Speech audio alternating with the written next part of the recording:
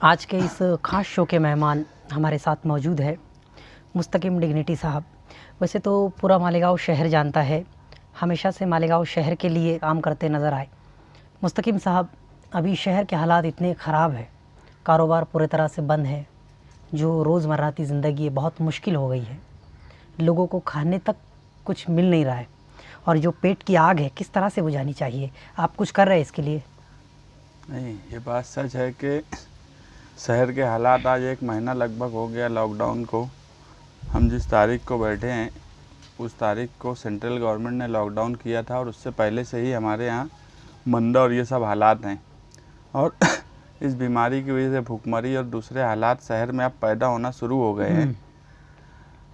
मालेगांव शहर में बहुत से लोग अपने अपने तौर पे कोई ना कोई कोशिश कर रहे हैं। हमने भी कल मीटिंग लेकर जनता दल की, साथ ही निहाल अहमद रिलीफ कमेटी और बुलंद इकबाल मेडिकल हेल्प कमेटी, ये नाम से 2 तंजीम बनाई है, जिसके मातहत सर्वे करके ज़रूरतमंदों तक हम जो भी रमज़ान के हिसाब से जो ज़रूरी चीज़ें हैं वो पहुंचाने की कोशिश में हैं। 2-3 रोज़ में हमारा माल भी आ जाएगा, और हम लोगों की जो वर्कर हैं वो सर्वे भी कर रहे हैं अलग अलग महल्ले में। सर, ये तो बहुत अच्छी बात है कि आपने तैयारी तो की है, लेकिन हम ये चाहेंगे कि आप ऐसे लोगों तक जाए जो खामोश है, जो अपना दर्द बताना नहीं चाहते। इसीलिए मैं पहली बात क्या बोला कि हम सर्वे करने के लिए बोले। हम ये नहीं बोले कि किनारे के पट्टे में या बीच के पट्टे में। ऐसा है कि बीच के हिस्से में भी बहुत से ऐसे घराने हैं, इस्लामपुरा, नयापुरा, जो बोल नहीं पा रहे मगर उनको खुद ज़रूरत है। तो हम सब तरफ सर्वे करने के लिए बोले। हमको डेपू से भी फ़ोन आया, हमको अब्बास नगर से भी आया, इस्लामपुरे से भी आया। तो हमारे वर्कर सर्वे कर रहे हैं, और हम ये बोले कि जो ज़रूरतमंद है, सबसे पहले ये देखो, काम करने वाले लोग जहाँ पे बहुत कम थे, बेवा है या बहुत ज़्यादा गरीबी, ऐसे लोगों की हमको 50-100 लोगों की हर एरिए से हमने लिस्ट मंगाए है।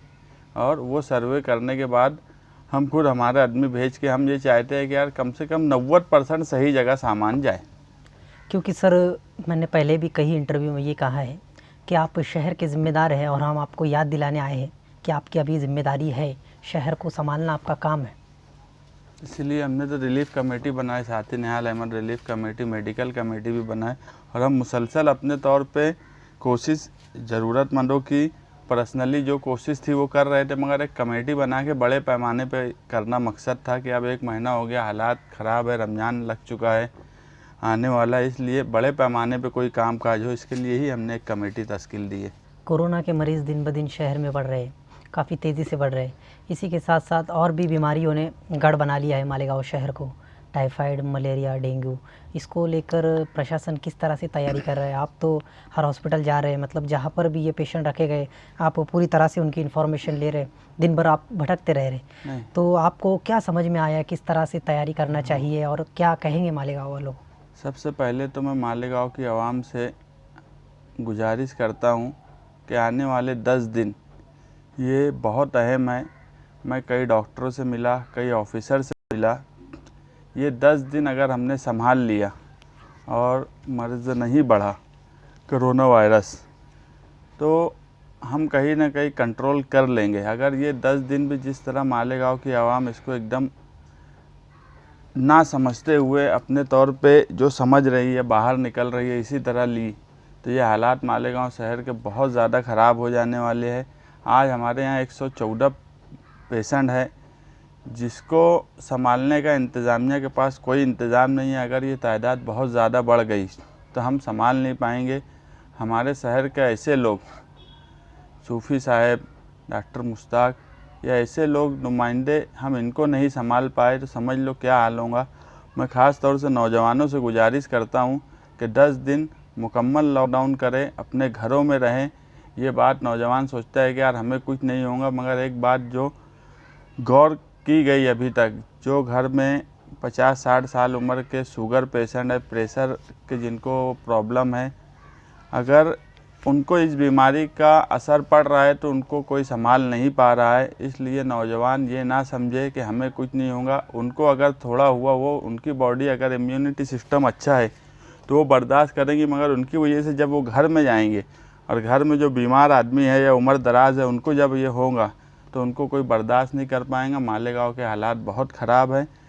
रमज़ान महीना लगने वाला है। रमज़ान महीना खुद जो है बर्दाश्त का एक महीना है। 10 दिन हमें बर्दाश्त करना है। ये बात हम भी मानते हैं कि मालेगांव शहर के हालात और परिस्थिति और शहरों से अलग है। हमारे घर छोटे हैं, मगर सब चीज़ होने के बाद भी हमें बर्दाश्त करके कम से कम 10 दिन तो मुकम्मल घरों में रहने का पाबंद बना ले, नहीं तो मालेगांव शहर को संभालना बहुत मुश्किल होगा। किसी के बस में आज नहीं दिखता, इंतज़ामिया भी हाथ उठा लेंगी। इसलिए हमारी यही गुजारिश है कि 10 दिन अपने आप को मुकम्मल लॉकडाउन करें, अपने घरों में रहें। आप अपने तौर पर एमएलए मुफ्ती इस्माइल के तौर पर जो भी आपके यहाँ के सोशल वर्कर है, सभी मिलकर यहाँ के प्रशासन पर बात रख रहे कैसी कि जिस तरह से जो ज़रूरतें यहाँ पर हमें मिलनी चाहिए, वेंटिलेटर हो, इसी के साथ साथ ऑक्सीजन के सिलेंडर हो या डॉक्टर हो, स्टाफ हो, जितनी हमें ज़रूरत है आज अगर आप देख सकते हैं 114 केसेस हुए हैं काफ़ी कम दिनों में, और मौतें भी काफ़ी तेज़ी से होने लगी है। अगर यही सिलसिला चलता रहा तो आने वाले दिन तो इससे बुरे साबित हो सकते हैं। तो हमें अभी से तैयारी करना चाहिए ये सब चीज़ों की। हमारे यहाँ कॉरपोरेशन, विभागीय आयुक्त डिपार्टमेंट, तिब्बी डिपार्टमेंट और पुलिस डिपार्टमेंट, ये चारों डिपार्टमेंट का अपना आपस में कोई कोऑर्डिनेशन है ही नहीं। यही सबसे बड़ी दिक्कत है कि आपस में इनका कोई तालमेल नहीं है। एक साहब आए हैं, पंकज असिया साहब, जो स्पेशल इसी बीमारी के लिए यहाँ पे लाया गया। उनके साथ 2 मरतबा मीटिंग हुई। वो उनका यही बोलना है कि यार लोग जो घरों में अगर ये सिम्टम्स हैं जिनको कोरोना के, उनको बाहर निकालो। मगर यहाँ पे मसला सवाल ये है कि बाहर निकाले तो ये नहीं समझ में आता कि उनको चेक कहाँ किया जाएगा। कोई टाइमिंग, यानी ये इमरजेंसी के हालात हैं। कोई पेशेंट अगर जाता है ये सिम्टम्स के तो उसको फ़ौरन चेक करना चाहिए, या उसका स्वैप या जो भी मेडिकल लाइन से उसकी ज़रूरत है वो पूरी करना चाहिए। मगर ऐसा कुछ होता नहीं। मैं अगर सूफ़ी साहब की मिसाल दूँ तो कल सूफ़ी साहब को 2-3 हॉस्पिटल घूम के जाना पड़ा तो सिविल में एडमिट हुए। ऐसे ही अब्बास नगर के एक पेशेंट को मैं भेजा, उसको भी ये नहीं बताया जा रहा, मंसूरा वाले बोल रहे सिविल में जाओ, सिविल वाले बोल रहे जीवन में जाओ। वो 3 घंटा वो आदमी घूम रहा था, उसको भी यही सिम्टम्स थे। आखिरी में थक हार के घर चला गया। ना कमिश्नर फ़ोन उठाते, ना कापालनी साहब फ़ोन उठाते, ना पंकज असिया साहब फ़ोन उठाते। तो हमारे जैसे लोगों के फ़ोन नहीं उठाते तो हम खुद हैरान है कि यार क्या किया जाए। तो हालात इंतज़ामिया के कोई इंतज़ाम नहीं है, ना इनके आपस में कोई तालमेल है।